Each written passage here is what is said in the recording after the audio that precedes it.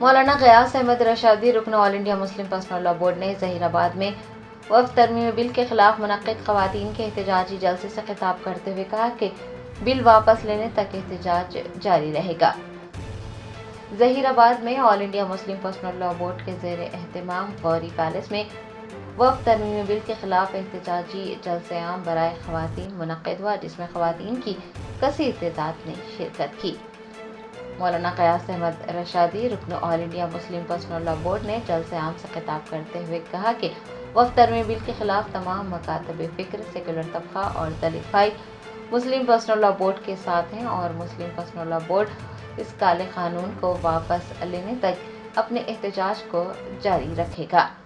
मेहमान खुसूसी के तौर पर इजलास में शिरकत करने वाली एडवोकेट डॉक्टर जलीसा नासिरा खानम और डॉक्टर खदीरा ने भी वफ़द तरमीम बिल 2025 को औक़ाफ़ के लिए ख़तरा करार दिया और उसके मुख्तलिफ तरमीमात को तहफ़्फ़ुज़ औक़ाफ़ के लिए नहायत ही नुक़सानदा बताया और बिल के ख़िलाफ़ एहतजाज करने की दरख्वास्त की।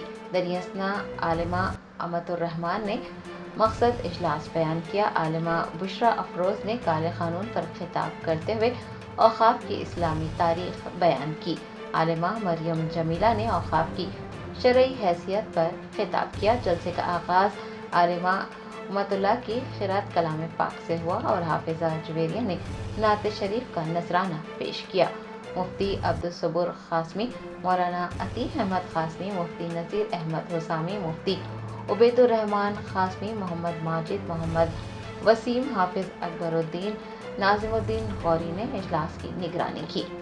इस मौके पर मोहम्मद यूसुफ सदर मुस्लिम एक्शन कमेटी, मोहम्मद फारूक अली, मोहम्मद अयूब सदर MBG वो दीगर भी मौजूद थे। मुस्लिम पर्सनल लॉ बोर्ड की जानिब से ये नया कानून जो है वक्फ एक्ट 2025, इसके अगेंस्ट हम मूवमेंट चला रहे हैं सारे हिंदुस्तान में।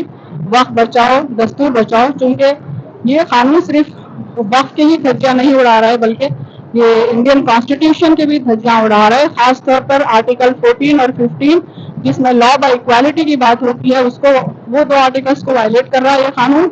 और आर्टिकल 25 और 26 जो हमारे मजहब को आज़ादी देता है, यानी हम जो चाहे वो मजहब अपना सकते हैं और उस मजहब की प्रैक्टिस कर सकते हैं, ये आर्टिकल्स को भी ये नया कानून वायलेट कर रहा है।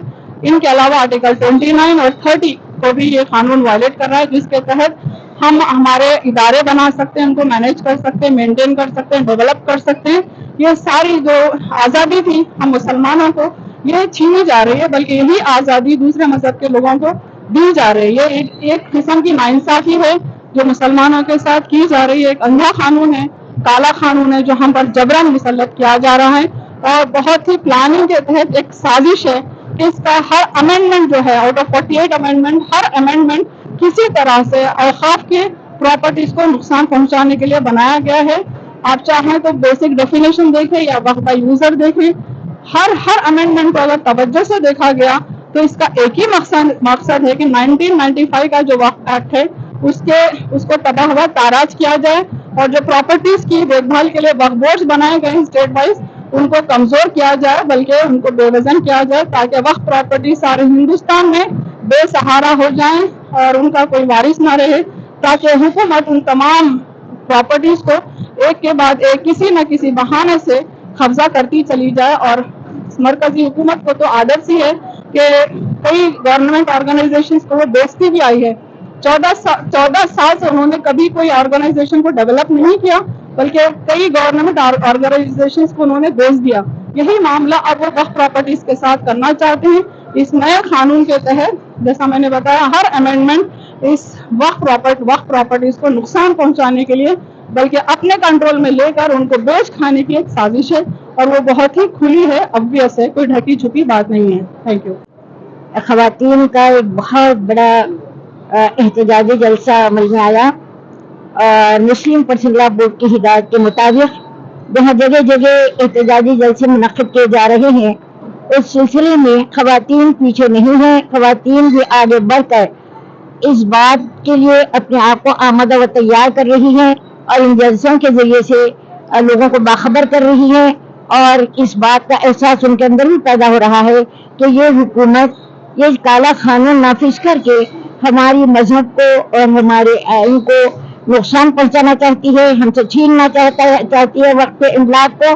हम हरगिज़ हरगिज़ इस कानून को आने नहीं देंगे, और जब तक कि ये कानून इसी तरह से अगर लागू रहेगा, तो जब तक कि उसको वापस ना ले लिया जाए, उस वक्त तक हमारा एहतजाज बराबर जारी व सारी रहेगा। और मर्दों के साथ साथ ख्वातीन निशाना बशाना कदम ब कदम आगे बढ़ते हुए इस एहतजाज में भरपूर हिस्सा अदा करें।